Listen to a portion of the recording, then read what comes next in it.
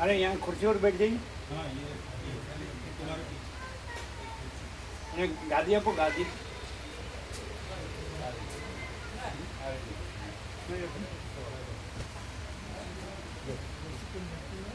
ऊपर करो, ऊपर करो, ऊपर करो, ऊपर करो।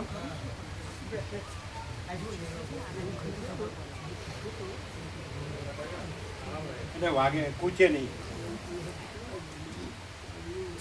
उनकी अवस्था थी, उनकी कितनी अवस्था हुई?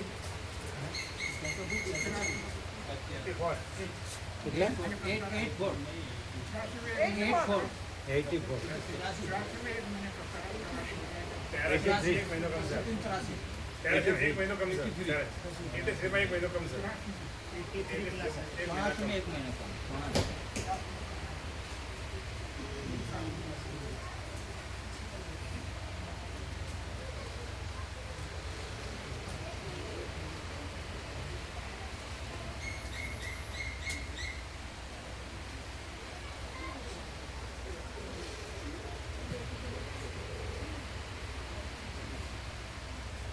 इस टाइम उन्होंने फुल लाभ लिया भगवान को,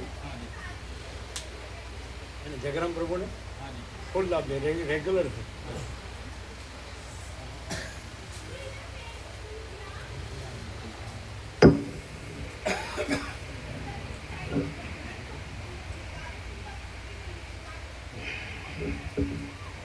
ओम बराबर।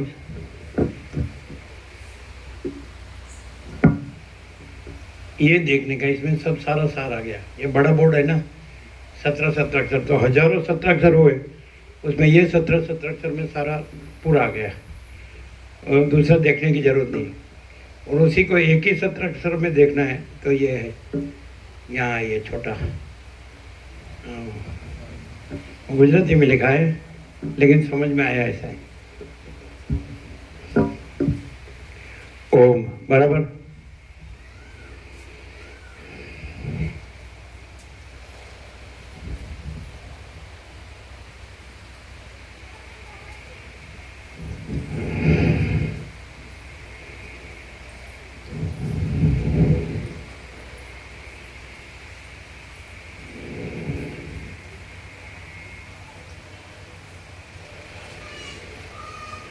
परम चिदाकाश, परम ज्योति, अखंड ज्योति, महाचिदाकाश, स्वयं प्रकाश, संपूर्ण प्रकाश, पूर्ण ब्रह्म, अनंत तेजघन, अनंत चिदघन, परमाकाश, केवल, अनंत, शुद्ध, तेज घन, परमाकाश, अखिल आत्मा, पूर्ण ब्रह्म, परमात्मा, परम चिदाकाश, परम ज्योति, अखंड ज्योति, अनंत, पूर्ण, परम चिदाकाश, परम शांति, स्वयं सिद्ध, स्वयं प्रकाश, स्वयं पूर्ण, स्वस्वरूप, यही सब कुछ है, इसके सिवा कुछ नहीं है। शून्यभास, अनंत कोटि, महाकल्पो है ही नहीं। महाचिदाकाश, स्वयं प्रकाश, संपूर्ण प्रकाश, महाचिदाकाश ज्योति, अनंत, अखंड, अभेद, महाचिदाकाश ज्योति, महातत्व, महासामान्य, महाचिदाकाश, स्वसंवेद्य, सहज निर्विकल्प, महाचिदाकाश, परम कैवल्य, परम शांति, परम चिदाकाश, अनंत, पूर्ण, निरपेक्ष सत्य, अनंत, संपूर्ण, अपरिघी, निर्भ्रांत, निरपेक्ष। वशिष्ठ राम उपशम प्रकरण राउंड 39वां राउंड 39वां 39મો રાઉન્ડ.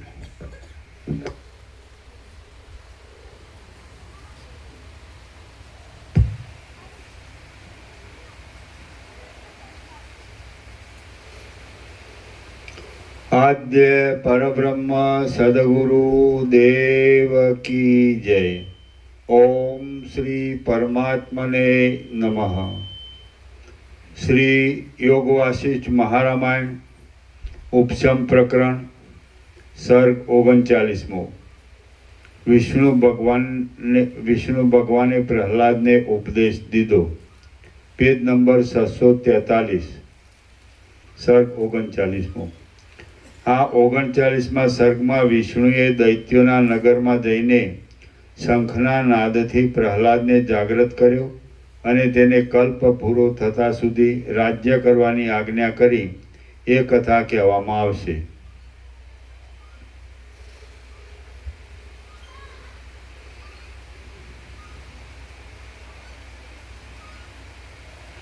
હજી પર્વતોને ફાડી નાખીને, પેજ નંબર 644ના નીચે, એકદમ પેજ નંબર 644 નીચે. હજી પર્વતોને ફાડી નાખીને તેઓના ધડાકાઓ કરાવનારા સૂર્યના કિરણો આકાશમાં ભ્રમણ કરવા લાગ્યા નથી અને પ્રલયકાળના વાદળાઓ ગાજતા નથી. તે છતાં તું શરીરને કેમ છોડી દે છે? હજી હું પોતે જરાયુજાદી પ્રાણીઓથી ભરપૂર રહેલી અને સૂર્ય આદિના પ્રકાશવાળી દશે દિશાઓમાં ગરુડની ઉપર બેસીને વિહાર કર્યા કરું છું. તે છતાં તું શરીરને કેમ છોડી દે છે? હજી અમે સઘળા વિદ્યમાન છીએ. આ પર્વતો, આ પ્રાણીઓ, આ જગત અને આ આકાશ વિદ્યમાન છે. તેમજ તું પણ સ્વસ્થ છે, માટે હમણાં તું દેહને ત્યજી દે નહીં. પ્રબળ અજ્ઞાનના યોગથી વ્યાકુળ થયેલા, જેના મનને સંસારના દુઃખો પીડા કરતા હોય, તે પુરુષે જ મરવું શોભે છે. હું દુબળો છું, અત્યંત દુઃખી છું અને મૂઢ છું. એ ભાવનાઓ અને એવા જ પ્રકારની બીજી ભાવનાઓ જેની મતિને લૂંટી લેતી હોય, તે પુરુષે જ મરવું શોભે છે. તે પુરુષે જ મરવું શોભે છે. જેને મનની ચપળ વૃત્તિ આશાઓરૂપી પાશો વડે બાંધીને આમ તેમ રઝળાવ્યા કરતી હોય, તે પુરુષનું મરવું શોભે છે. જેમ દુષ્ટ પુરુષો પશુઓને માટે ધાન્યના છોડવાઓને ભાંગી નાખે છે, તેમ વિવેકને હરનારી તૃષ્ણાઓ જેના હૃદયને ભાંગી નાખતી હોય, તે પુરુષનું મરવું શોભે છે. તાડના ઝાડ જેવા ઊંચા ઊંચા રાગ દ્વેષાદિવાળા જેના મનરૂપી વનમાં મનની વૃત્તિઓરૂપી લતાઓ સુખ દુઃખોરૂપી ફળોથી ફાલતી હોય, તે પુરુષનું મરવું શોભે છે. જેના રૂવાટાઓની પંક્તિઓરૂપી અનેક લતાઓવાળા આ દેહરૂપી ઝેરી વૃક્ષને કામ, ક્રોધ આદિ અનર્થરૂપી પ્રચંડ પવનનો વેગ હરણ કરી જતો હોય, તે પુરુષનું મરવું શોભે છે. અંગોરૂપી ચપળ લતાઓવાળા જેના દેહરૂપી વનને આધિઓ તથા વ્યાધિઓરૂપ દાવાનળો બાળી નાખતા હોય, તે પુરુષનું મરવું શોભે છે. જેમ સુકાયેલા વૃક્ષમાં અજગરો ફૂંફાડા મારે છે, તેમ જેના શરીરમાં કામ તથા ક્રોધ વગેરે દુર્ગુણો ફૂંફાડા મારતા હોય, તે પુરુષનું મરણ શોભે છે.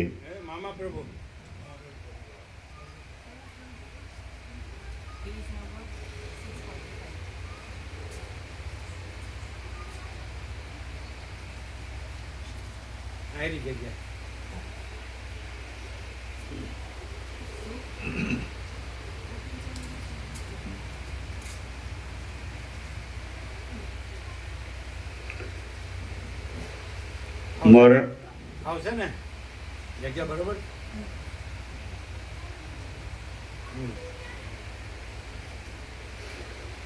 મરણના સ્વરૂપનો વિચાર કરી જોતા પણ તત્વવેત્તાઓએ મરવું સંભવતું નથી.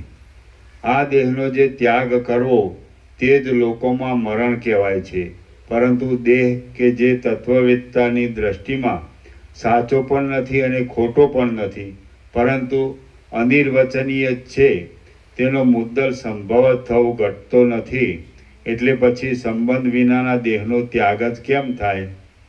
આત્મજ્ઞાન થયું કે તે જ સમયે દેહનો સંબંધ ટળી જાય છે, તો પછી લોકોનો ત્યાગ કેમ કરવો?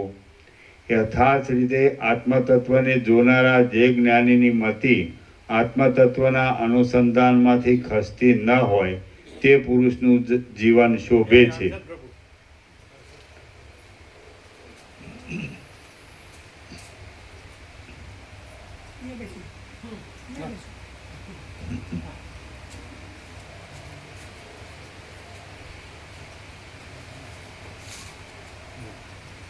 તમે વેજ આવ્યા છો? પેલા ક્યાં ખોવાઈ ગયા તીજા? આવતા નહીં, પૂછ્યું નહીં હોય. વાત નહીં થઈ, વાત થઈ નહીં બહુ. નહીં તો આવે જ ખરા. આજ યાદ કરે પણ પછી મોડા યાદ કરે, નીકળ્યા પછી યાદ કરેલો રહી ગયું. એમાં કોઈ ત્યાં જોયું ને ત્યાં ભૂલી ગયા.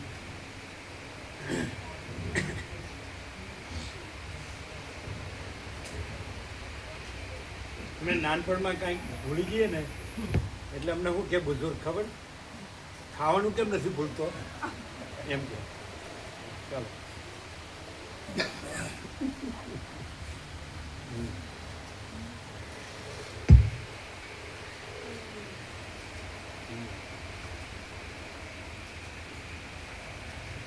યથાર્થ રીતે આત્મતત્વને જોનારા જે જ્ઞાનીની મતિ આત્મતત્વના અનુસંધાનમાંથી ખસતી ન હોય તે પુરુષનું જીવન શોભે છે. જેના મનમાં અહંકાર જ ન આવતો હોય, જેની બુદ્ધિ વિષયોથી લેપાતી હોય નહીં અને જે સઘળા પદાર્થોમાં ક્ષમતા જ રાખતો હોય તે પુરુષનું જીવન શોભે છે. જે પુરુષ રાગદ્વેષથી રહિત થયેલી અને અંદર અત્યંત શીતળતાવાળી બુદ્ધિથી સાક્ષીની પેઠે આ જગતને જોયા કરતો હોય તે પુરુષનું જ જીવન શોભે છે. જેણે આત્મતત્વને સારી રીતે સમજી આ ત્યાજ્ય છે અને આ ગ્રાહ્ય છે એવી ભેદ બુદ્ધિને ત્યજી દઈને પોતાના ચિત્તને સાક્ષીમાં જ લગાવી દીધું હોય તે પુરુષનું જ જીવન શોભે છે. મલિન કલ્પનારૂપી વિષયો કે જેઓ રજ્જુ સર્પાદી જેવા હોવા છતાં સાચા જેવા લાગે છે તેઓમાં આસક્તિ નહીં રાખતા જેણે પોતાના ચિત્તને બ્રહ્મમાં જ લીન કર્યું હોય તે પુરુષનું જ જીવન શોભે છે. જે પુરુષ સર્વમાં આત્મદ્રષ્ટિ રાખી વાસનાઓથી રહિત થઈને લીલા માત્રથી આ જગતના કામકાજ કરતો હોય તેનું જીવન શોભે છે. જે પુરુષ વ્યવહાર કરવા છતાં પણ સુખના કારણની પ્રાપ્તિથી મનમાં રાજી થાય નહીં અને દુઃખના કારણની પ્રાપ્તિથી મનમાં કચવાય નહીં તેનું જીવન શોભે છે.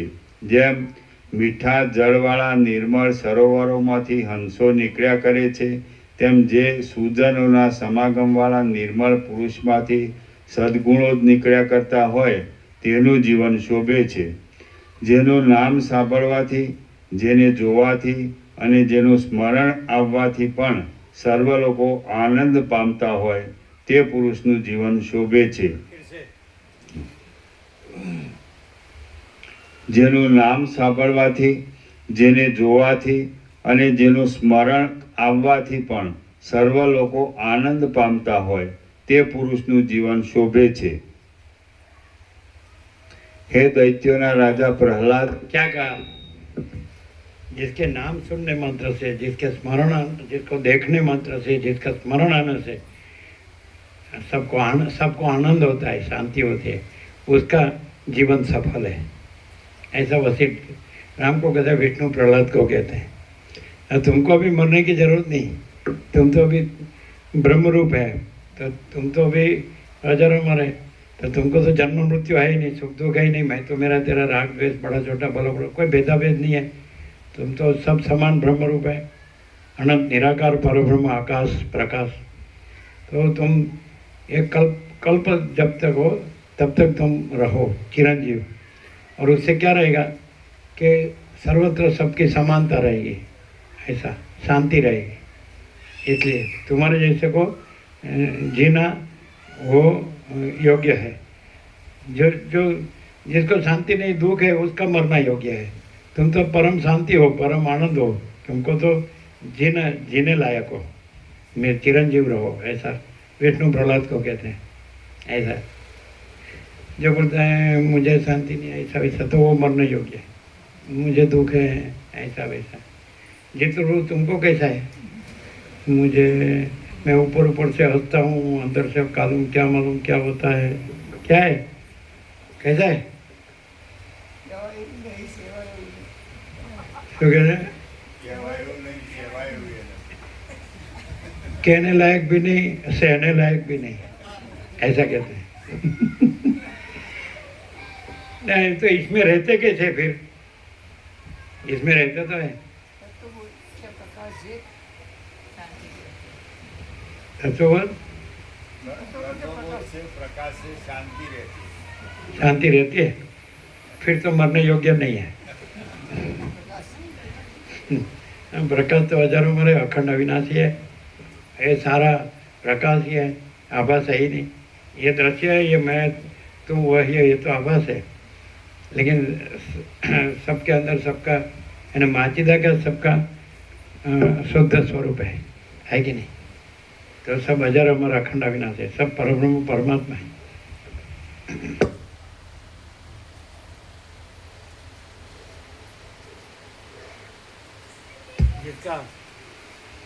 जिसका नाम सुनने से, स्मरण मात्र से, है ना, ऐसा है ना, नाम सुनने से, स्मरण करने में और दर्शन मात्र से, स्मरण मात्र से सबको आनंद होता है, उसका जीना सफल है, उसका जीना सफल है।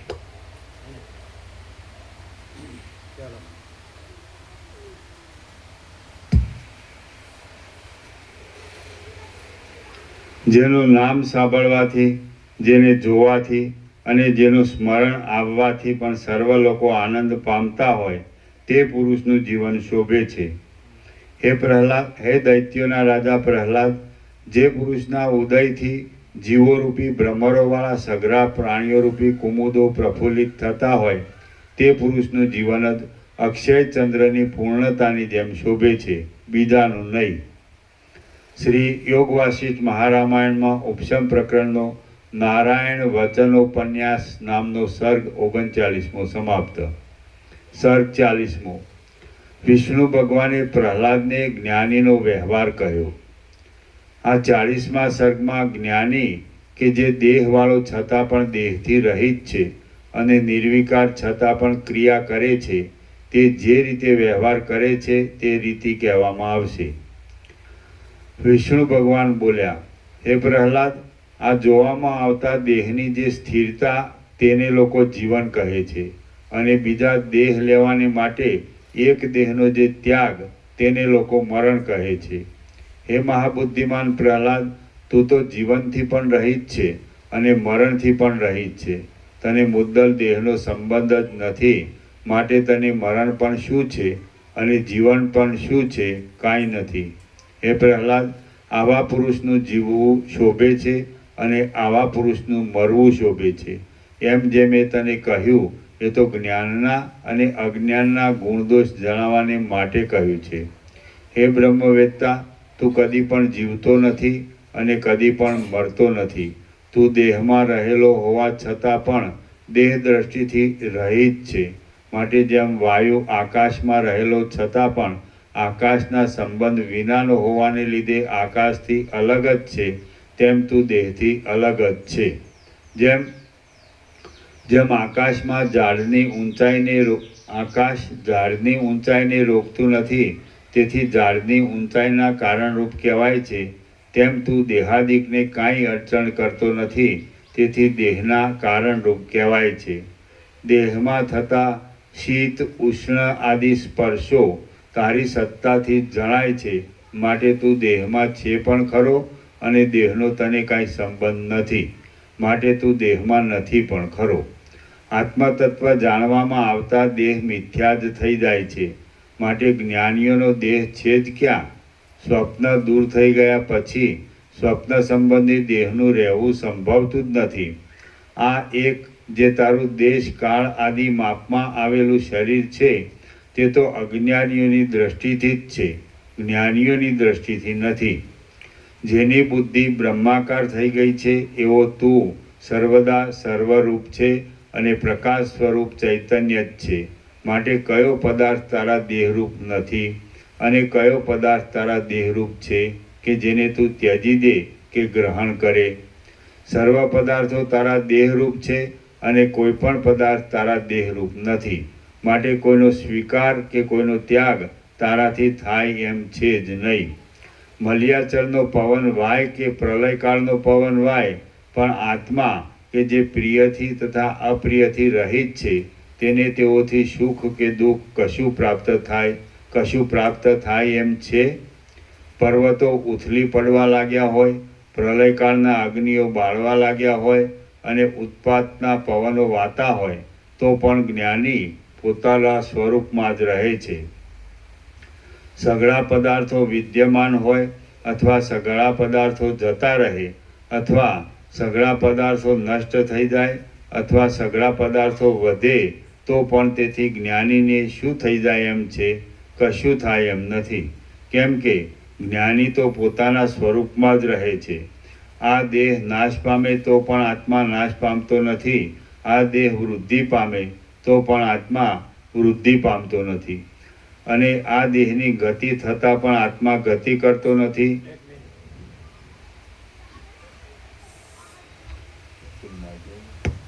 જીવડો અંદર આવી.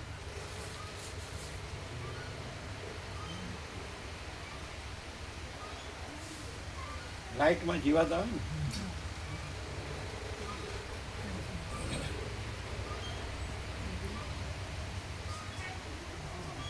બહાર તો જઈને જ આવે, બહાર જવાનું નથી.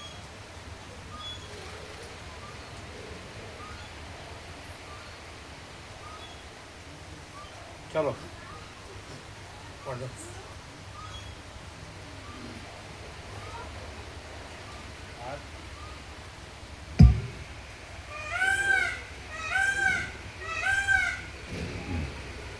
આ દેહ નાશ પામે તો પણ આત્મા નાશ પામતો નથી.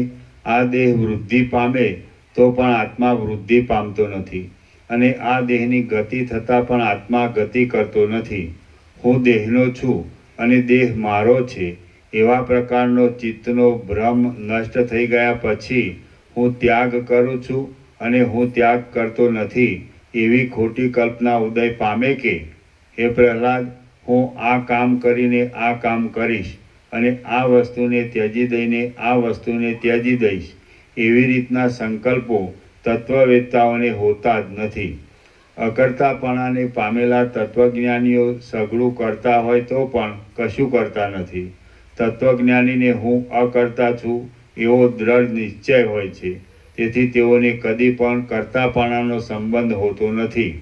અકર્તાપણું પ્રાપ્ત થયું એટલે અભોક્તાપણું પોતાની મેળે જ પ્રાપ્ત થવું સમજવું. કેમ કે આ સઘળા ત્રૈલોક્યમાં વાવ્યા વિના કોણે લણ્યું છે? કર્તાપણું અને ભોગતાપણું શાંત થઈ જતાં શાંતિ જ અવશેષ રહે છે. અને એ શાંતિ પ્રૌઢપણું પામે ત્યારે વિદ્વાન લોકો તેને જ મુક્તિ કહે છે. સ્વરૂપના પ્રગટ થવાથી સર્વમાં વ્યાપીને રહેલા ચૈતન્યમય અને શુદ્ર તત્વવેત્તાઓ નહીં પ્રાપ્ત થયેલા કયા પદાર્થનું ગ્રહણ કરે અને પ્રાપ્ત થયેલા કયા પદાર્થને ત્યજી દે? પોતે વ્યાપક હોવાને લીધે તેઓને કાંઈ પણ ત્યાજ્ય કે ગ્રાહ્ય લાગતું નથી. અવયવીપણું અને અવયવપણું કે જેઓ ગ્રાહ્યના તથા ગ્રાહકના સંબંધોને કરાવનારા છે તથા અલ્પ છે, તેઓ આત્મામાં જ છે, આત્મામાં છે જ નહીં. અને આત્મા કોનું ગ્રહણ કરે અને કોને ત્યજી દે? આ વસ્તુ ગ્રાહ્ય છે અને હું તેનો ગ્રાહક છું એવા પ્રકારનો આગ્રહ દૂર થાય ત્યારે સારી પેઠે શાંતિ ઉદય પામે છે. અને સ્થિરતાને પ્રાપ્ત થયેલી તે શાંતિ જ મોક્ષ એ નામથી કહેવામાં આવે છે. સર્વદા એવી શાંતિમાં સર્વદા એવી શાંતિમાં રહેલા તારા જેવા શાંત જીવનમુક્ત પુરુષો, જેમ સુષુપ્તિમાંથી રહેલા પુરુષો શરીરની આસક્તિથી રહિત છતાં શરીરનું ચલન કરવારૂપ ક્રિયા કરે છે, તેમ શરીર આદિ સઘળા દ્વૈતની આસક્તિથી રહિત થઈને વ્યવહાર કરે છે. હે પ્રહલાદ, તારી સઘળી વાસનાઓ પરમાત્માના જ્ઞાનથી શાંત થઈ ગઈ છે. માટે તું સ્વરૂપમાં જ રહેલી બુદ્ધિથી જાગ્રતની અને સુષુપ્તિની સંધિમાં રહેલાની જેમ આ જગતની સ્થિતિને જોયા કર.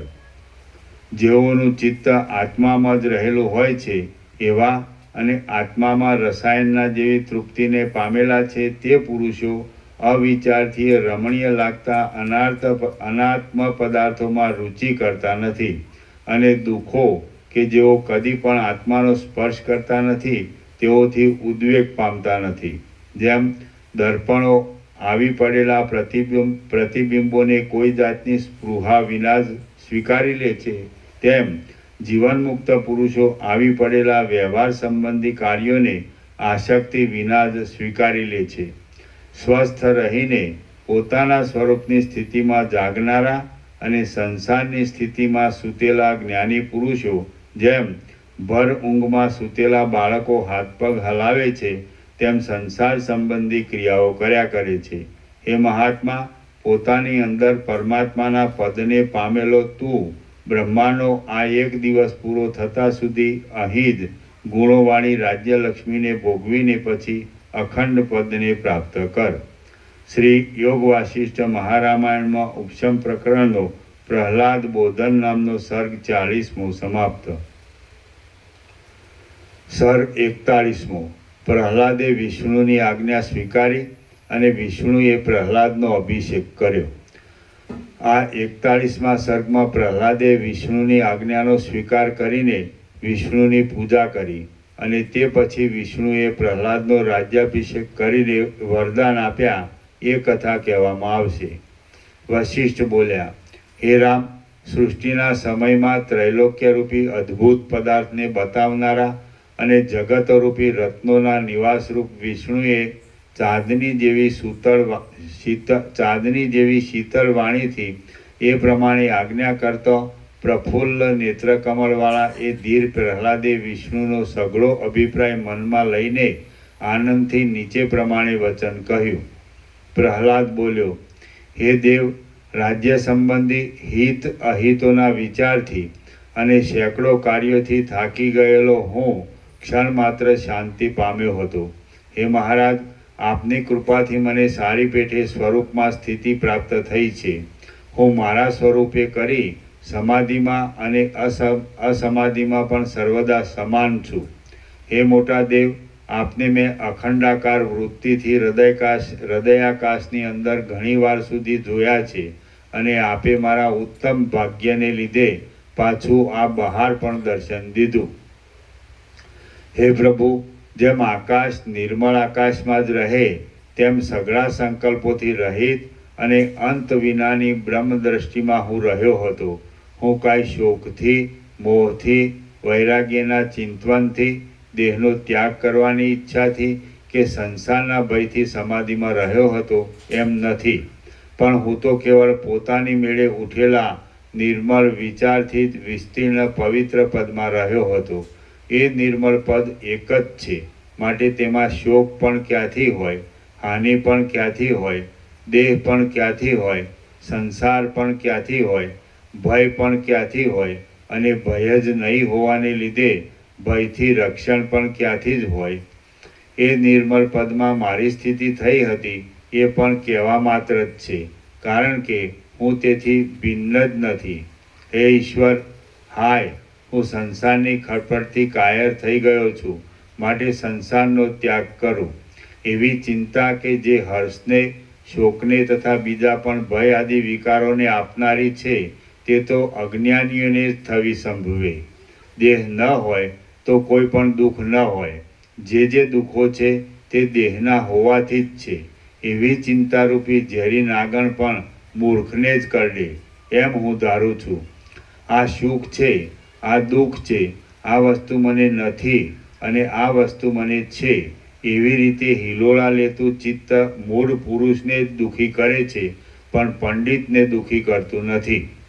જેઓએ તત્વજ્ઞાનને દૂર જ રાખેલું હોય છે એવા મૂળ પ્રાણીઓને જ હું જુદો છું અને આ જુદો છે એવી વાસના રહ્યા કરે છે. આ ત્યાજ્ય છે અને આ ગ્રાહ્ય છે એવી રીતની મિથ્યા મનની ભ્રાંતિ જેમ મૂર્ખને ગેલો કરી દે છે તેમ જ્ઞાનીને કદી પણ ગેલો કરી દે નહીં. હે કમળ સરખા નેત્રોવાળા પ્રભુ, સર્વ જગતમાં તમે જ અખંડ રૂપે વ્યાપક છો. માટે જગતમાં આ વસ્તુ ત્યાજ્ય છે અને આ વસ્તુ ગ્રાહ્ય છે એવી દ્વૈત પક્ષની કલ્પના ઘટે જ કેમ? આ સગળું જગત રજ્જુ સર્પાદીની જેમ અનિર્વચનીય જ ઉઠેલું છે. માટે તેમાં શું ત્યાજ્ય હોય અને શું ગ્રાહ્ય હોય કે જેને છોડી દઈએ કે સ્વીકારીએ? હું તો કેવળ મારા સ્વભાવથી જ દ્રષ્ટાનો અને દ્રશ્યોનો વિચાર કરતાં કરતાં ક્ષણ માત્ર પોતાથી પોતાના સ્વરૂપમાં જ શાંત થયો હતો. હું એ શાંતિના સમયમાં પ્રિયથી, અપ્રિયથી, ત્યાજ્યથી અને ગ્રાહ્યથી રહિત હતો અને હમણાં પણ તેઓથી રહિત જ છું. હે મોટા દેવ, જે મારું સ્વરૂપ છે તે જ મને પ્રાપ્ત થયું છે અને હું સંપૂર્ણ રીતે મારા પોતાના સ્વભાવને પ્રાપ્ત થયો છું. તો પણ આપને જે ગમતું હોય તે કરવા તૈયાર છું. આપ સાક્ષાત વિષ્ણુ ત્રૈલોક્યમાં પૂજ્ય છો. એટલા માટે મારી પાસેથી પ્રથમ શાસ્ત્રના નિયમથી પ્રાપ્ત થયેલી પૂજા આપે સ્વીકારવી જોઈએ. વશિષ્ઠ બોલ્યા, હે રામ, દાનવોના રાજા પ્રહલાદે એટલા વચન કહીને જેમ ઉદયાચલ પૂર્ણચંદ્રને ઊંચો કરે તેમ ક્ષીરસાગરમાં સુનારા વિષ્ણુની પાસે અર્ઘ્યપાત્ર ઊંચું કર્યું. પ્રહલાદે પોતાની પાસે બિરાજેલા વિષ્ણુના આયુધોની, અપ્સરાઓના સમૂહની, દેવતાઓની, ગરુડની અને વિષ્ણુમાં રહેલા ત્રૈલોક્યની પણ પૂજા કરી. જેના શરીરની અંદર તથા શરીરની બહારના રૂવાટાઓમાં પણ અનેક બ્રહ્માંડો ફર્યા કરે છે એવા વિષ્ણુનું પૂજન કરીને પ્રહલાદ ઊભો રહેતા વિષ્ણુએ તેને નીચે પ્રમાણે આજ્ઞા કરી. વિષ્ણુ ભગવાન બોલ્યા, હે દાનવોના રાજા, ઉઠ, સિંહાસન ઉપર બેસ. પ્રથમ હું મારા હાથથી તારો રાજ્યાભિષેક કરું. હું તારો અભિષેક કરીને પાંચજન્ય નામના મારા શંખનો નાદ કરીશ. એટલે તે નાદ સાંભળ્યા પછી આ સિદ્ધ લોકો, સાધ્યો તથા દેવતાઓ કે જેઓ અહીં આવ્યા છે તેઓ પણ તારો મંગલ અભિષેક કરશે. વશિષ્ઠ બોલ્યા, વિષ્ણુએ એટલા વચન કહી જેમ મેરુ પર્વતના શિખર ઉપર મેઘ બેસે તેમ તે યોગ્યતાવાળા પ્રહલાદને સિંહાસન ઉપર બેસાડ્યો. પછી વિષ્ણુએ પોતે બોલાવેલા ક્ષીરસાગર આદિ સમુદ્રોના જળોથી, ગંગા આદિ નદીઓના જળોથી તથા બીજા પણ સઘળા તીર્થોના જળોથી પ્રહલાદનો રાજ્યાભિષેક કર્યો.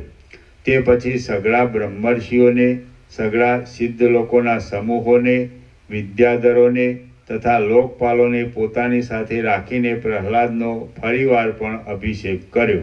જેમ પૂર્વે સ્વર્ગમાં ઇન્દ્રની સ્તુતિ કરી હતી તેમ મરુત નામના દેવોના ગણોએ પ્રહલાદની સ્તુતિ કરી. દૈત્યો તથા દેવો પણ પ્રહલાદની અને વિષ્ણુની સ્તુતિ કરવા લાગ્યા. અભિષેકની ક્રિયા સમાપ્ત થયા પછી વિષ્ણુએ પ્રહલાદને નીચે પ્રમાણે કહ્યું. વિષ્ણુ ભગવાન બોલ્યા, હે નિર્દોષ પ્રહલાદ, જ્યાં સુધી મેરુ પર્વત રહે, જ્યાં સુધી પૃથ્વી રહે અને જ્યાં સુધી ચંદ્રના તથા સૂર્યના મંડળો રહે ત્યાં સુધી તું અખંડિત ગુણોથી પ્રશંસા પામતા રાજ્ય કર. રાગને, ભયને તથા ક્રોધને ત્યજી દઈને અને સમબુદ્ધિથી અનિષ્ટ ફળોમાં તથા ઇષ્ટ ફળોમાં પણ કોઈ જાતનો આગ્રહ નહીં રાખતા તું રાજ્યનું પાલન કર.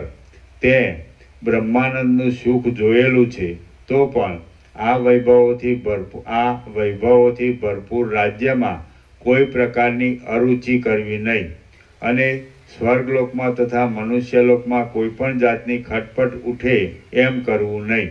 હે પ્રહલાદ, અપરાધીઓનો નિગ્રહ તથા સુજનોનો સંગ્રહ વગેરે રાજ્ય સંબંધી વિચારો જે પ્રાપ્ત થાય તેમાં દેશને, કાળને તથા ક્રિયાઓને અનુસરીને વધ, બંધ તથા દંડ આદિ કાર્યો કરજે અને મનમાં રાગ દ્વેષાદી વિષમતા નહીં રાખતા સ્થિરતાથી રહેજે. આત્માને દેહાદિથી ન્યારો સમજી અહંતાને તથા મમતાને ત્યજી દઈને અને લાભમાં તથા હાનિમાં સમાન બુદ્ધિ રાખીને તું વ્યવહાર સંબંધી કાર્ય કર્યા કરીશ તો તેઓથી લેપાઈશ નહીં. તે સંસારની સઘળી પદ્ધતિઓને જોયેલી છે અને પરમપદનો પણ તોલ કરેલો છે. માટે તું જે કાંઈ જાણવાનું છે તેને જાણી ચૂક્યો છે, તો હવે બીજો તને શો ઉપદેશ કરવો? રાગથી, ભયથી તથા ક્રોધથી રહિત થયેલો તું રાજ્ય કરીશ, એટલે હવે દૈત્યોને દેવોની ઉપર દ્વેષરૂપી દુષ્ટ ગાંઠ રહેશે નહીં, અને દેવતાઓને દૈત્યોની ઉપર દ્વેષરૂપી દુષ્ટ ગાંઠ રહેશે નહીં. જેમ વર્ષા ઋતુને લીધે પૂર આવેલી મોટા તરંગોવાળી નદી વનોની પંક્તિને ભીંજવી દે છે, તેમ હવે અશ્રુઓની ધારા દૈત્યની સ્ત્રીઓના કાનોમાં લગાવેલી પુષ્પોની મંજરીઓને ભીંજવી દેશે નહીં. આજથી માંડીને દૈત્યોની અને દેવતાઓની વચ્ચે લડાઈઓ નહીં થવાને લીધે સઘળું જગત મંદરાચરથી રહિત થયેલા ક્ષીરસાગરની પેટે સ્વસ્થ થઈને રહેશે. દેવોની સ્ત્રીઓને દૈત્યો હરી જશે નહીં, અને દૈત્યોની સ્ત્રીઓને દેવો હરી જશે નહીં. તેથી દૈત્યોની અને દેવોની સ્ત્રીઓ પોતપોતાના પતિઓની ઉપર તથા પોતપોતાના અંતઃપુરોની ઉપર સંપૂર્ણ વિશ્વાસ ધરીને રહેશે. હે પ્રહલાદ, તું કૃષ્ણ પક્ષની રાત્રિમાં ખૂબ જ આવેલી નિદ્રા જેવા અજ્ઞાનરૂપી અંધકારને દૂર કરી નાખીને સર્વદા ઉદય પામેલા બ્રહ્માનંદથી અંતઃકરણને શોભતું રાખીને સ્ત્રીઓના વિલાસોથી રમણીયતાવાળી અને શત્રુઓથી જીતાય નહીં એવી રાજ્યલક્ષ્મીને લાંબા કાળ સુધી ભોગવ. શ્રી યોગ વાસિષ્ઠ મહારામાયણમાં ઉપશમ પ્રકરણનો પ્રહલાદ અભિષેક નામનો સર્ગ 41મો સમાપ્ત. સર્ગ 42મો. સમાધિમાં રહેલા જીવનું જાગ્રત થવાનું કારણ. આ 42મા સર્ગમાં વિષ્ણુનું ક્ષીરસાગરમાં પધારવો, પ્રહલાદના આખ્યાનનું ઉત્તમ ફળ અને સમાધિમાં રહેલા પુરુષને જાગ્રત થવાનું કારણ એટલા વિષયો કહેવામાં આવશે. વશિષ્ઠ બોલ્યા, હે રામ, મનુષ્યમાંથી, દેવતાઓથી તથા કિન્નરોથી સંયુક્ત હોવાને લીધે જાણે બીજો સંસાર હોય એવા જણાતા વિષ્ણુ ભગવાન એટલા વચન કહીને પ્રહલાદના ઘરમાંથી પધારી ગયા. પ્રહલાદ આદિ લોકોએ પુષ્પો વડે તેમને વધાવ્યા, અને એ પુષ્પોના ઢગલાઓથી અને ગરુડે ઊંચા કરેલા પોતાના પાછલા પીંછાથી ઢંકાઈ જતા એ વિષ્ણુ ભગવાન અનુક્રમે ક્ષીરસાગરમાં આવી દેવોની સેનાને રજા આપીને ભ્રમર ધોળા કમળ ઉપર બેસે તેમ શેષનાગના શરીરરૂપી આસન પર બિરાજ્યા. વિષ્ણુ ભગવાન શેષનાગના શરીરરૂપી આસન પર શાંતપણાથી રહ્યા. દેવતાઓની સાથે શાંત થઈને ઇન્દ્ર સ્વર્ગમાં રહ્યો, અને દાનવોનો રાજા પ્રહલાદ પાતાળમાં શાંત થઈને રહ્યો. હે રામ, સઘળા મળોનો નાશ કરતી અને ચંદ્રથી ઝરતા અમૃતના જેવી શીતળતાવાળી પ્રહલાદને જ્ઞાન પ્રાપ્ત થવા વિશેની આ કથા મેં તમને કહી સંભળાવી. જે મનુષ્યો બુદ્ધિથી આ કથાનો વિચાર કરશે તેઓ બહુ જ પાપી હશે, તો પણ થોડા જ કાળમાં પરમપદને પામશે. સામાન્ય રીતનો શુભ વિચાર કરવાથી પણ પાપનો નાશ થાય છે, ત્યારે બ્રહ્મ વિદ્યા સંબંધી વચનનો વિચાર કરવાથી પરમપદની પ્રાપ્તિ થયા વિના કેમ રહે? જે અજ્ઞાન છે તે જ મોટું પાપ કહેવાય છે, અને તે વિચારથી જ નષ્ટ થાય એવું છે. એટલા માટે અજ્ઞાનરૂપી પાપના મૂળને કાપી નાખતા વિચારને કદી પણ ત્યજવો નહીં. પ્રહલાદને જીવન મુક્તિ પ્રાપ્ત થયા વિશેની આ કથાનો જે મનુષ્યો વિચાર કરશે તેઓના 7 જન્મમાં કરેલા પાપો નષ્ટ થશે, અને તેઓને જ્ઞાનની પ્રાપ્તિ થશે, એમાં સંશય નથી. રામ બોલ્યા, હે મહારાજ, પરમપદમાં પરિણામ પામેલું કૌંસમાં બ્રહ્માકાર થયેલું પરમપદમાં પરિણામ પામેલું મહાત્મા પ્રહલાદનું મન વિષ્ણુએ કરેલા શંખના શબ્દોથી કેમ જાગૃત થયું? મનનો લય થઈ ગયો હોય તો શંખના શબ્દથી શ્રવણ થવાનો સંભવ નથી. વશિષ્ઠ બોલ્યા, હે નિર્દોષ રામ, જગતમાં જ્ઞાનીઓની મુક્તિ બે પ્રકારની થાય છે. એક સદેહ મુક્તિ અને બીજી વિદેહ મુક્તિ. એમ મુક્તિના 2 પ્રકાર છે. તેના હું લક્ષણો કહું છું, તે તમે સાંભળો. આસક્તિથી રહિત થયેલી બુદ્ધિવાળા જે પુરુષને કર્મોના ત્યાગમાં કે કર્મોના ગ્રહણમાં ઈચ્છા જ ન હોય, તે પુરુષની તે સ્થિતિ સદેહ મુક્તિ અથવા જીવન મુક્તિ કહેવાય છે. ભોગથી પ્રારબ્ધ કર્મનો ક્ષય થતાં જીવન મુક્ત પુરુષનું શરીર પડી જઈને પુનર્જન્મથી રહિત જે બ્રહ્મપદ પ્રાપ્ત થાય છે, તે વિદેહ મુક્ત કહેવાય છે.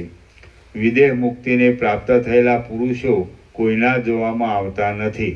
જીવન મુક્ત પુરુષોના હૃદયમાં પુનર્જન્મના અંકુરથી રહિત અને શેકેલા બીજ જેવી શુદ્ધ વાસના રહે છે. જેમ સુષુપ્તિને પ્રાપ્ત થયેલા પુરુષના હૃદયમાં સૂક્ષ્મ વાસના રહે છે, તેમ જીવન મુક્તના હૃદયમાં પવિત્ર, પરમ ઉદાર અને શુદ્ધ સત્વગુણને અનુસરનારી આત્માના અનુસંધાનમય વાસના રહે છે. હે રામ, પ્રારબ્ધ કર્મ ભોગવવા અવશેષ હોય તો જીવન મુક્ત પુરુષો અંદર રહેલી તે વાસનાને લીધે 1000 વર્ષોના અંતે પણ સમાધિમાંથી જાગૃત થાય છે. અંદર રહેલી પોતાની શુદ્ધ સાત્વિક વાસના વિષ્ણુએ કરેલા શંખના શબ્દથી પ્રકટ થવાને લીધે પ્રહલાદ પણ સમાધિમાંથી જાગૃત થયો હતો. જો કે ક્ષોત્રેન્દ્રિય લીન થવાને લીધે શંખના શબ્દનું ગ્રહણ થવાનો સંભવ ન હતો, તો પણ વિષ્ણુના સંકલ્પને લીધે તે પ્રમાણે થયું. વિષ્ણુ ભગવાન પોતે સત્ય સંકલ્પ છે, એટલા માટે તે જેમ ધારે તેમ પ્રાણીઓ માટે તરત જ થાય છે. એમનો સંકલ્પ જ સર્વ જગતના કારણરૂપ છે. વિષ્ણુએ પ્રહલાદ સમાધિમાંથી જાગૃત થાવ એમ જ્યારે સંકલ્પ કર્યો, ત્યારે પળવારમાં જ વાસના જાગૃત થઈને પ્રહલાદને ઇન્દ્રિય આદિની સગવડ થઈ ગઈ. શુદ્ધ આત્માએ જ માયાથી અને જીવોના અદ્રષ્ટોરૂપ નિમિત્તથી પોતામાં જ જગતની સૃષ્ટિને માટે વિષ્ણુ નામનું શરીરનું ગ્રહણ કર્યું છે. એટલા માટે આત્માનું અવલોકન કરવાથી તરત જ વિષ્ણુનું દર્શન થાય છે અને વિષ્ણુનું આરાધન કરવાથી તરત જ આત્માનું અવલોકન થાય છે. હે રામ, તમે આ વિચારને દ્રઢ રાખીને આત્માના અવલોકનનો યત્ન કરો. વિચાર કરવાથી તમને તરત અવિનાશી પદની પ્રાપ્તિ થશે, જેમાં દુઃખોરૂપી જળની ધારાઓ નિરંતર પડ્યા કરે છે. એવી સંસારરૂપી લાંબી વર્ષાઋતુ વિચારરૂપી સૂર્યને નહીં જોનારા લોકોને અત્યંત જડ માંદા અને મૂર્ખ કરી નાખે છે. જેમ ડાકણ મંત્ર જાણનારાઓને નડતર કરી શકતી નથી, તેમ દેખવામાં આવતી આ પ્રબળ માયા સર્વના આત્મારૂપી વિષ્ણુની કૃપાથી ધીર થયેલા પુરુષોને નડતર કરી શકતી નથી. જેમ અગ્નિની જ્વાળા વાયુના મંડળને લીધે જ ઘાટી થાય છે અને પાછી વાયુના મંડળને લીધે જ પાતળી થઈ જાય છે, તેમ સંસાર જાળની રચનારૂપી આ અપાર માયા સર્વના આત્મારૂપ વિષ્ણુની ઈચ્છાથી જ ઘાટી થાય છે અને પાછી સમય પ્રાપ્ત થતાં વિષ્ણુની ઈચ્છાથી જ પાતળી થઈ જાય છે. શ્રી યોગવાસિષ્ઠ મહારામાયણમાં ઉપશમ પ્રકરણનો પ્રહલાદ વ્યવસ્થા નામનો સર્ગ 42મો સમાપ્ત. સર્ગ 43મો. જ્ઞાન મેળવવામાં પુરુષાર્થ જ મુખ્ય છે. આ 43મા સર્ગમાં જો કે જ્ઞાન ઈશ્વરના પ્રસાદથી મળે છે, તો પણ ઈશ્વર ઉપર ભાર નહીં મૂકતા પોતાના પ્રયત્નથી ઇન્દ્રિયોને દબાવીને જ્ઞાનને સિદ્ધ કરવું એમ કહેવામાં આવશે. રામ બોલ્યા, હે સઘળા ધર્મોને જાણનારા ગુરુ મહારાજ, જેમ ઔષધિઓ ચંદ્રના કિરણોથી ખીલે છે, તેમ આપની વાણીઓ રૂપી શુદ્ધ કિરણોથી અમને આનંદ થાય છે. જેમ શોભાને માટે કાનમાં પહેરેલા પવિત્ર અને કોમળ પુષ્પો ગ્રહણ કરનારાઓને સુખ આપે છે, તેમ શ્રવણને માટે કાનમાં ગયેલા આપના પવિત્ર અને કોમળ વચનો ગ્રહણ કરનારાઓને સુખ આપે છે. આપ પ્રથમ કહી ગયા છો કે સર્વત્ર પોતાના પુરુષાર્થથી જ જ્ઞાનની પ્રાપ્તિ થાય છે. જો એ પ્રમાણે જ હોય તો વિષ્ણુએ તને વિચાર પ્રાપ્ત થાવ એવો વર આપ્યા વિના પ્રહલાદને જ્ઞાન કેમ પ્રાપ્ત ન થયું? વશિષ્ઠ બોલ્યા, હે રામ, મહાત્મા પ્રહલાદે જે કાંઈ મેળવ્યું તે પોતાના પુરુષાર્થથી જ મેળવ્યું હતું, બીજા કશાથી મેળવ્યું ન હતું. જેમ તલની અંદર રહેલું તેલ અને તલમાંથી બહાર કાઢેલું તેલ જુદું નથી, અને જેમ વસ્ત્ર અને વસ્ત્રનું રૂપ જુદું નથી, તેમ આત્મા અને વિષ્ણુ જુદા નથી. જેમ સુગંધ જ પુષ્પોના સાર રૂપ છે, તેમ વિષ્ણુ જ સઘળા જીવોના સાર રૂપે છે. ઉપાધિઓનો ત્યાગ કરીને જોતા જે વિષ્ણુ છે તે જ આત્મા છે, અને આત્મા છે તે જ વિષ્ણુ છે. જેમ વૃક્ષ અને ઝાડ એ બે પરસ્પરના પર્યાય શબ્દો છે, તેમ વિષ્ણુ અને આત્મા એ બે શબ્દો પણ પરસ્પરના પર્યાય શબ્દો છે.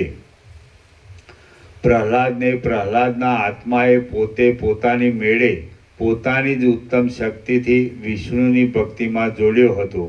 પ્રહલાદે વિષ્ણુરૂપ પોતાના આત્માની પ્રેરણાથી પોતાના મનને પોતાની મેળે જ વિચારમાં જોડીને પોતાનું સ્વરૂપ જાણ્યું હતું. જેની પાસેથી પ્રહલાદે વરદાન મેળવ્યું તે વિષ્ણુ પ્રહલાદના આત્માથી જુદા ન હતા. આત્મા કોઈ સમયે પોતે પોતાના પ્રયત્નથી કરેલા વિચારના બળથી પોતાના સ્વરૂપને જાણે છે, અને કોઈ સમયે ભક્તિરૂપ પ્રયત્નથી વિષ્ણુના દેહને મેળવીને તે દ્વારા પોતાના સ્વરૂપને જાણે છે. વિષ્ણુને લાંબા કાળ સુધી આરાધવામાં આવ્યા હોય અને તે બહુ જ પ્રસન્ન થયા હોય તો પણ વિચાર વિનાના પુરુષને તે જ્ઞાન આપી શકતા નથી. હે રામ, પોતાના પુરુષ પ્રયત્નથી ઉત્પન્ન થયેલો વિચાર આત્માના અવલોકનમાં મુખ્ય ઉપાયરૂપ છે, અને જે વર આદિ છે તે આત્માના અવલોકનમાં ગૌણ ઉપાયરૂપ છે. એટલા માટે તમે મુખ્ય ઉપાય કરવામાં તત્પર રહો. આત્માના અવલોકનમાં વિચાર જ મુખ્ય ઉપાય છે. એટલા માટે તમે પ્રથમ બળાત્કારથી સઘળી ઇન્દ્રિયોનો નિગ્રહ કરીને સર્વે પ્રકારના યત્નથી અભ્યાસમાં લાગીને ચિત્તને વિચારવાળું કરો. જે કોઈ પુરુષ જે કોઈ સ્થળમાં જે કાંઈ મેળવે છે તે સઘળું તે પુરુષને પોતાના પ્રયત્નથી થયેલા શુભ આચરણથી જ મળે છે, ક્યાંય બીજા કશાથી મળે છે એમ નથી. તમે પ્રયત્નનો આશ્રય કરીને ઇન્દ્રિયોરૂપી પહાડનું ઉલ્લંઘન કરી અને સંસારરૂપી સમુદ્રને તરીને એ સમુદ્રના પારરૂપ પરમપદને પ્રાપ્ત થાવ. જો પુરુષના યત્ન વિના વિષ્ણુ પુરુષનો ઉદ્ધાર કરતા હોય તો એ વિષ્ણુ મૃગોના અને પક્ષીઓના સમૂહનો શા માટે ઉદ્ધાર કરતા નથી?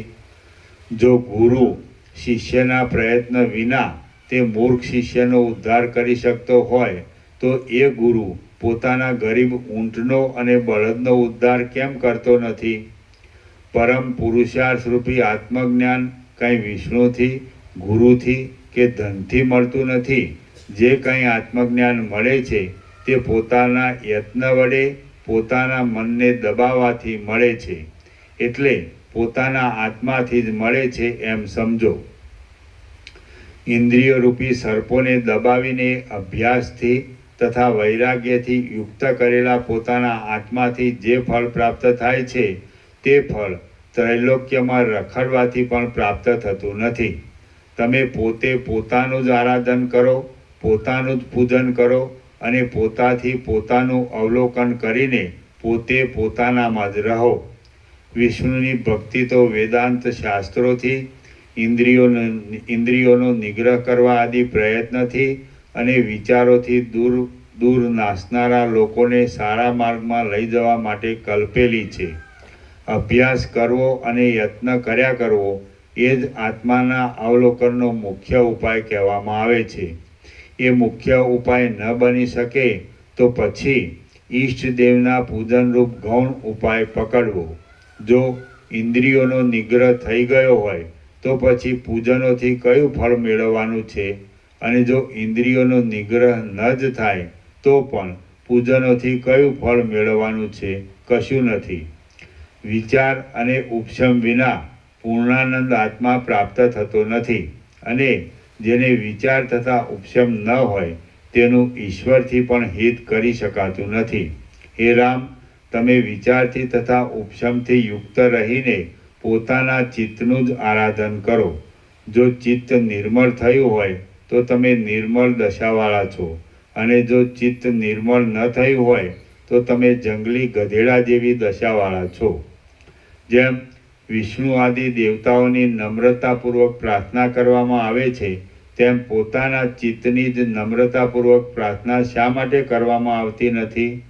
સર્વ લોકોની અંદર રહેલો જે આત્મા છે તે જ વિષ્ણુ છે, માટે તેને છોડી દઈને જેઓ બહારના વિષ્ણુને માટે દોડે છે તેઓ અધમ મનુષ્યો જ કહેવાય છે. હૃદયરૂપી ગુફામાં રહેનારું જે ચૈતન્ય તત્વ છે એ જ વિષ્ણુનું અનાદિસિદ્ધ મુખ્ય સ્વરૂપ છે, અને હાથમાં શંખને, ચક્રને તથા ગદાને ધારણ કરનારો જે આકાર છે તે તો વિષ્ણુનું ગૌણ કૌંસમાં માયાના ગુણોથી કલ્પાયેલું નવીન સ્વરૂપ છે. જે પુરુષ મુખ્યનો ત્યાગ કરીને ગૌણને અનુસરે છે તે પુરુષ સિદ્ધ અમૃતનો ત્યાગ કરીને દાળ ભાત રાંધવા બેસે છે, એમ સમજવું. હે રામ, પ્રમત્ત મનવાળો, આત્મવિવેકને નહીં પ્રાપ્ત થયેલો અને મૂર્ખ ચિત્તે વશ કરેલો જે પુરુષ આ આત્મતત્વના ચમત્કારમાં સ્થિતિ નહીં પામતા શંખને, ચક્રને તથા ગદાને ધરનારા વિષ્ણુનું પૂજન કર્યા કરે છે, તેનું ચિત્ત વૈરાગ્યને આપનારા પૂજનરૂપ તીવ્ર તપથી કેટલેક કાળે નિર્મળ થાય છે. જેમ નાનો આંબો ધીરે ધીરે ફળોથી ઝૂકી રહેલા મોટા આંબાપણાને પ્રાપ્ત થાય છે, તેમ પૂજનના માર્ગે ચડેલું ચિત્ત ધીરે ધીરે નિર્મળપણાને પ્રાપ્ત થાય છે. બ્રહ્મ વિદ્યાના નિરંતર અભ્યાસથી અને વિવેકથી તો ચિત્ત તરત જ નિર્મળ થાય છે. હે રામ, વિષ્ણુનું પૂજન કરવા રૂપી નિમિત્તથી જે ફળ થવાનું શાસ્ત્રોમાં કહ્યું છે તે ફળ પણ બીજા કોઈથી મળે છે એમ નથી, પણ પોતાના સંકલ્પથી જ મળે છે. ભક્તને અપાર તેજવાળા વિષ્ણુની પાસેથી જે વરદાન મળે છે તે વરદાન પણ તેના પોતાના પૂજનના અભ્યાસરૂપ ઝાડનું જ ફળ મળે છે એમ સમજવું. જેમ પૃથ્વી ધાન્યોની શોભાઓનું ઉત્પત્તિ સ્થાન છે, તેમ પોતાના મનનો નિગ્રહ જ લાંબા કાળ સુધી ભોગવવામાં આવે એવી સંપત્તિઓનું તથા બીજી પણ સઘળી ઉત્તમ સ્થિતિઓનું ઉત્પત્તિ સ્થાન છે. જે પુરુષ સઘળી પૃથ્વીને ખોદી નાખવાનો મનોરથ સેવતો હોય કે પર્વતને ઉથલાવી નાખવા તૈયાર થયો હોય, તેને પણ તે કાર્યો સિદ્ધ કરવાને પોતાના મનના નિગ્રહ વિના બીજો કોઈ ઉપાય નથી. મનની એકાગ્રતા વિના મોટા કાર્યો કદી સિદ્ધ થાય નહીં. જ્યાં સુધી મનરૂપી છકેલો મહાસાગર શાંત થાય નહીં, ત્યાં સુધી જગતમાં માણસો હજારો યોનિઓમાં ભમ્યા કરે છે. બ્રહ્મા, વિષ્ણુ, ઇન્દ્ર તથા રુદ્ર ઇત્યાદિ દેવતાઓ લાંબા કાળ સુધી પૂજન ઇત્યાદિથી આરાધવામાં આવે તો પણ, અને જો કે તેઓ બહુ દયાવાળા છે તો પણ તેઓ મનના રોગરૂપી મોટા ઉપદ્રવોમાંથી બચાવી શકતા નથી. મનનો રોગ તો પોતાના પ્રયત્નથી જ મટે. આ વિષય કે જેઓ કેવળ દેખાવ માત્ર જ છે તેઓને તમે બહારથી તથા મનમાંથી પણ ત્યજી દઈને પુનર્જન્મના નાશને માટે તરત નિર્વિકાર ચૈતન્ય માત્રનું અખંડ ચિંતન કરો. સત્તા માત્ર ચૈતન્ય કે જે બહારના તથા અંદરના વિષયોથી રહિત છે, નિર્દોષ અખંડ જ્ઞાન રૂપે સ્ફુરે છે, સઘળા રૂપોની કલ્પનાઓના અધિષ્ઠાન રૂપ છે અને સર્વના સાર રૂપ છે, તેનો જ તમે તદાકાર વૃત્તિથી સ્વાદ લ્યો. એમ કરવાથી તમે જન્મરૂપી નદીના પારને પ્રાપ્ત થશો. શ્રી યોગ વાસિષ્ઠ મહારામાયણમાં ઉપશમ પ્રકરણનો પ્રહલાદ વિશ્રાંતિ નામનો સર્ગ 43મો સમાપ્ત. સર્ગ 44મો. ગાધી બ્રાહ્મણનું આખ્યાન, વિષ્ણુના વરદાનથી માયાનું દર્શન. આ 44મા સર્ગમાં ગાધી નામના બ્રાહ્મણને વિષ્ણુની માયાથી જળમાં પોતાનું ઘર જોવામાં આવ્યું ને તેમાં પોતે મરી જતા બંધુઓએ સ્મશાનમાં લઈ જઈને દાહ કર્યાનું જોવામાં આવ્યું.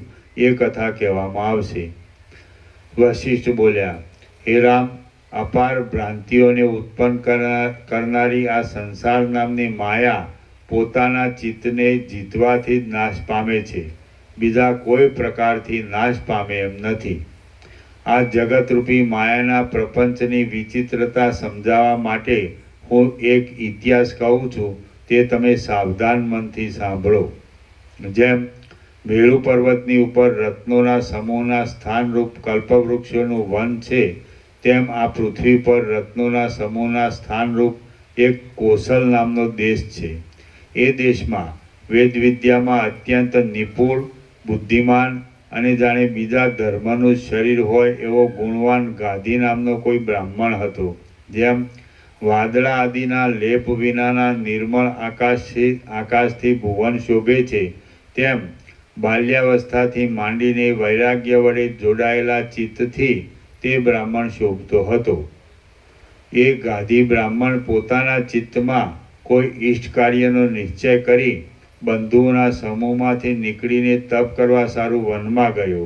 જેમ ચંદ્ર ચળકતા તારાઓવાળા નિર્મળ આકાશને પ્રાપ્ત થાય, તેમ તે બ્રાહ્મણ પ્રફુલ્લિત કમળોવાળા એક નિર્મળ સરોવર પર ગયો. વિષ્ણુનું પ્રત્યક્ષ દર્શન મળે નહીં ત્યાં સુધી તપ કરવાનો સંકલ્પ કરીને એ બ્રાહ્મણ વર્ષા ઋતુના કમળની જેમ તે તળાવના જળમાં કંઠ સુધી ડૂબીને બેઠો. તળાવના જળમાં કંઠ સુધી ડૂબીને રહેલા અને સાયંકાળે સહવાસી કમળોનો સંકોચ થયેલો જોવામાં આવતા ખેદને લીધે જેના મુખની કાંતિ કંઈક મલિન થતી હતી, એવા એ બ્રાહ્મણને તપ કરતાં કરતાં 8 મહિના વીતી ગયા. જેમ વર્ષા ઋતુમાં ગરમીથી તપેલી પૃથ્વીની પાસે શ્યામ મેઘ આવે, તેમ એક દિવસે તપથી ખેદ પામેલા એ બ્રાહ્મણની પાસે શ્યામ સુંદર વિષ્ણુ ભગવાન પધાર્યા. કૌંસમાં પધારીને તેમણે તે બ્રાહ્મણને નીચે પ્રમાણે કહ્યું. વિષ્ણુ ભગવાન બોલ્યા, હે બ્રાહ્મણ, જળમાંથી ઉઠ અને મારી પાસેથી જે વર જોઈતો હોય તે તું માગી લે. તારા નિયમ તપરૂપી વૃક્ષને ઈષ્ટ ફળ થઈ ચૂક્યું છે. બ્રાહ્મણ બોલ્યો, આપ વિષ્ણુ કે જે જગત સંબંધી અસંખ્ય પ્રાણીઓના હૃદયરૂપી કમળમાં ભ્રમણની જેમ રહેનારા છો અને જગતરૂપી કમલિનીને ઉત્પન્ન થવાના સરોવર સમાન છો, તેમને હું પ્રણામ કરું છું. હે મહારાજ, તમે પોતાના સ્વરૂપમાં જ રચેલી અને મોહને જ આપનારી આ સંસાર નામની માયાને હું જોવા ઈચ્છું છું. વશિષ્ઠ બોલ્યા, હે રામ, પછી વિષ્ણુ ભગવાન એ ગાદી બ્રાહ્મણને તું એ માયાને જોઈશ અને પછી ત્યજી દઈશ એટલા વચન કહીને ગંધર્વનગરની જેમ અંતર્ધાન થઈ ગયા. વિષ્ણુ ભગવાન અંતર્ધાન થયા પછી જેમ શીતળ ને નિર્મળ બિંબવાળો ચંદ્ર ક્ષીરસાગરમાંથી ઉઠે, તેમ શીતળ અને નિર્મળ શરીરવાળો એ ઉત્તમ બ્રાહ્મણ ગાધી તળાવમાંથી ઉઠ્યો. જેમ ચંદ્રના દર્શનથી અને સ્પર્શથી કૈરવ નામનું કમળ ખીલે છે, તેમ વિષ્ણુના દર્શન અને સ્પર્શથી ગાધી પોતાના મનમાં આનંદ પામતો હતો.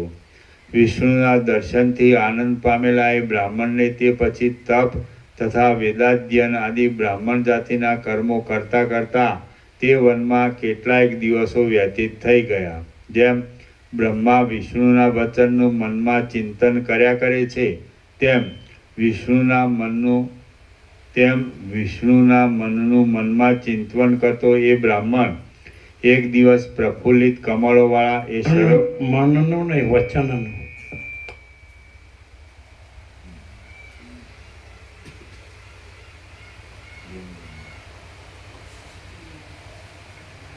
જેમ બ્રહ્મા વિષ્ણુના વચનનું મનમાં ચિંતન કર્યા કરે છે, વચનનું તેમ વચનનું.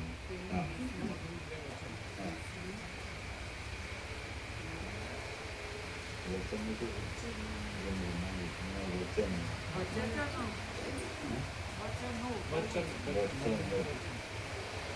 મનનું ન આવે, વચનનું આવે.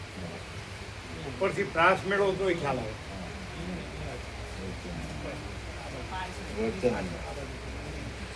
મનનું લખે ને એ મનનું લખીને એ વચન ના મનનું પહેલી લાઈન મનનું લખો ત્યાં વચન ત્યાં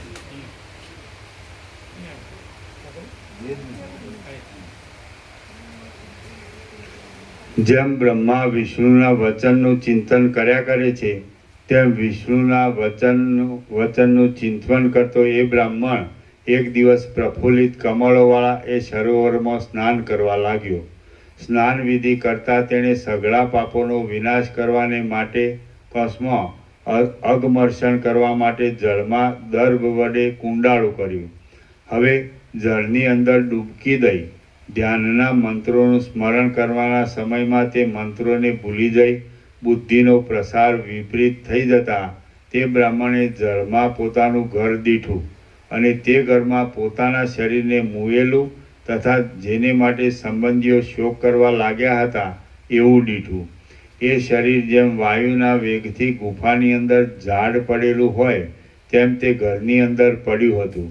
વળી તે મરણ થવાને લીધે પ્રાણવાયુ તથા અપાન વાયુના પ્રવાહથી રહિત થયું હતું. જેમ પવન વિનાના સમયમાં કેળનું વન પાંદડાઓ આદિની ગતિ વિનાનું થઈ જાય છે તેમ એ શરીર અવયવોની ગતિ વિનાનું થઈ ગયું હતું. સુકાયેલા પાંદડાની જેમ તે ફિક્કા મુખવાળું તથા કરમાયેલું થઈ ગયું હતું. જેની નાળ કપાઈ ગઈ હોય એવા કમળની જેમ તે વ્યથા પામ્યું હતું. જેમ પ્રભાતમાં તારાઓ ઊંડા ઉતરી જાય છે તેમ તે સબની આંખો ઊંડી ઉતરી ગઈ હતી.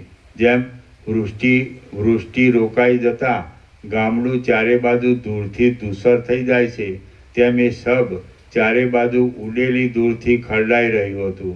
જેમ આંસુઓથી ભીંજાયેલા મુખવાળા રાખ અને દયામણી ચીસો પાડતા ટીંટોડા નામના પક્ષીઓ ઝાડની ચારે બાજુ વીંટાઈને બેસે છે તેમ આંસુઓથી ભીંજાયેલા મુખવાળા રાખ અને દયામણી ચીસો પાડતા સ્વજનો એ સબની ચારે બાજુ બેઠા હતા.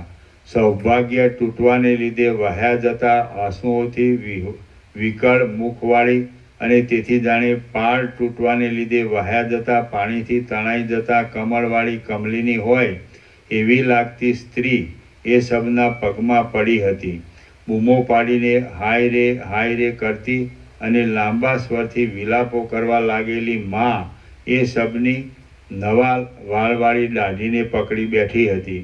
જેમ ઝરતા તુષારના બિંદુઓવાળા સુકાયેલા પાંદડાઓ ઝાડને વીંટાઈ વળ્યા હોય તેમ જેમના મુખો અશ્રુ બિંદુઓથી વ્યાપ્ત થઈ ગયા હતા એવા બીજા પણ કેટલાક રાખ સંબંધીઓ એ સબની આસપાસ વીંટાઈ વળ્યા હતા. લાંબા થઈને પડેલા તે સબના હાથ પગ આદિ અંગો જાણે વિયોગના ભયને લીધે સંયોગને લીધે જ દૂર રાખવા ઈચ્છતા હોય અને જાણે તે પોતાના જ ન હોય એવા દેખાતા હતા. એ સબ પરસ્પરની સાથે નહીં મળેલા ઉઘાડા બે હોઠોથી અને ગ્લાની નહીં પામેલા ધોળા દોતોથી જાણે એટલા કાળ સુધી વૃથા ગયેલા પોતાના જીવનને વૈરાગ્યને લીધે હસતું હોય એવું દેખાતું હતું. એ સબ જાણે મૌનને તથા ધ્યાનને પ્રાપ્ત થયું હોય, જાણે કાદવથી જ બનાવવામાં આવ્યું હોય, જાણે ફરીવાર નહીં જાગવાને સૂઈ ગયું હોય અને જાણે લાંબો વિસામો લેતું હોય એવું લાગતું હતું. એ સબ બાંધવોની બૂમોને, રડાપીટને તથા કોલાહલવાળી વાણીને જાણે તેઓમાં કયા કયા બાંધવોનો સ્નેહ અધિક છે અને કયા કયા બાંધવોનો સ્નેહ અલ્પ છે તેનો વિચાર કરવા માટે ચૂપ રહીને એકાગ્ર મનથી સાંભળ્યા કરતું હોય એવું જણાતું હતું. તે પછી એ સમયના તરંગોની પેઠે ઉછળતા વિલાપોથી વ્યાકુળ ચેષ્ટાઓવાળા, છાતીઓ કૂટવાથી મૂર્છિત થઈ જતા, આંસુઓના સમૂહોથી ભીંજાઈ ગયેલા, ક્ષોભ પામેલા અને ઊંચી બૂમો તથા રડાપીટની ઘૂઘવાટીઓ કરતા સંબંધીઓ એ સબને પાછું નહીં જોવાને ઘરમાંથી કાઢીને સ્મશાનમાં લઈ ગયા. કે જે સ્મશાન માંસોના, આંતરડાઓના અને ચરબીના કચરાવાળું હતું. મુર્દાઓના સુકાયેલા અને નહીં સુકાયેલા રસોથી ખરડાયેલું હતું અને લાખો હાડકાઓની ભારે ભીડવાળું હતું. તે ઉડતા ગીત પક્ષીઓની પાંખોને લીધે છાયાવાળું હતું. ચિંતાઓના અગ્નિઓના પ્રકાશને લીધે અંધારા વિનાનું હતું. ફાવડીઓના ભૂંડા મોઢામાંથી નીકળતી જ્વાળાઓથી છવાઈ ગયું હતું. વહ્યા કરતી લોહીની નદીઓમાં નાહતા તથા ડૂબકીઓ મારતા કંક પક્ષીઓથી તથા કાગડાઓથી ભયંકર લાગતું હતું. અને જેમાં લોહીથી ભીંજાયેલા આંતરડાઓમાં સમૂહરૂપી જાળોમાં વૃદ્ધ પક્ષીઓ ફસાઈ જતા હતા એવું હતું. એ સ્મશાનમાં જેમ સમુદ્ર પોતાના ઝરણા પૂરને વડવા નળમાં ભસ્મ કરી નાખે છે, તેમ સંબંધીઓએ તે સબને બળતા અગ્નિમાં ભસ્મ કરી નાખ્યું. જેની જ્વાળાઓરૂપી જટાઓની પંક્તિ સૂકા લાકડાઓને લીધે બહુ વૃદ્ધિ પામી હતી, એવી ચિંતાએ ચડચડાટ કરતાં કરતાં તે સબને તરત બાળી નાખ્યું.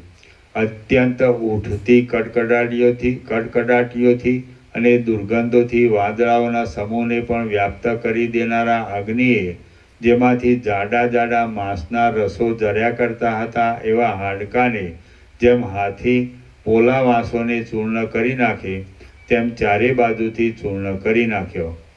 શ્રી યોગવાસિત મહારામાયણમાં ઉપશમ પ્રકરણનો પ્રથમ ઉપદેશ નામનો સર્ગ 44મો સમાપ્ત. ઓમ ઓમ ઓમ. प्रसाद આપી દો, પ્રસાદ આપી દો.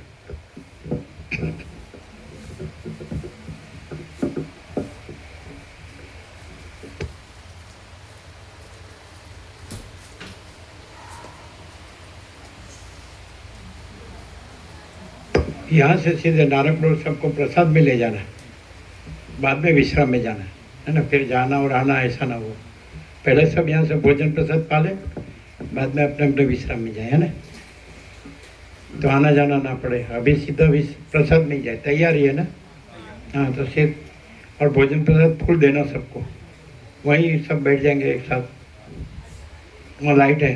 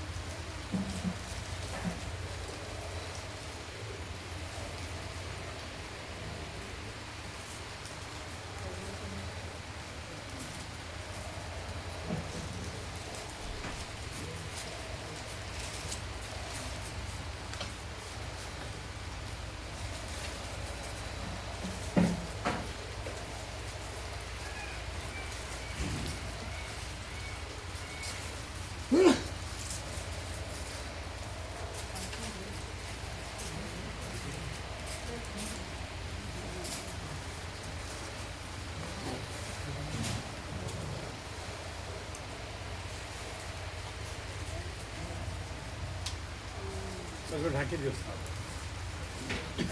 પંખો પણ લઈ લો.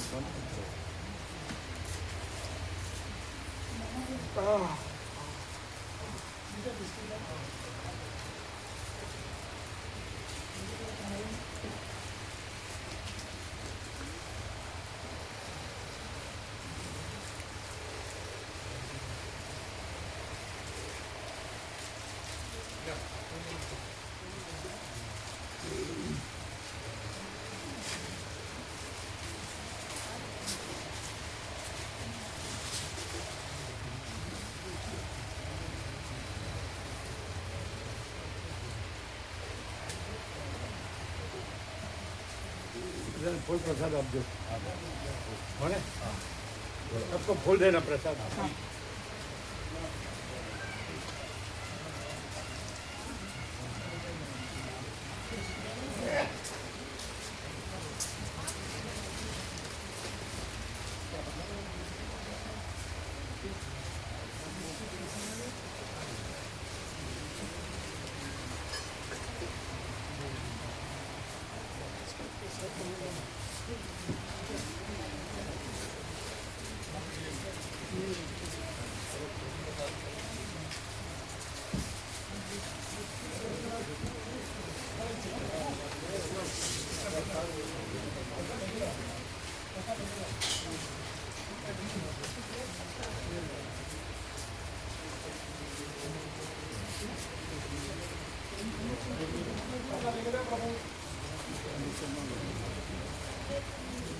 माल सर आए थे हम लोग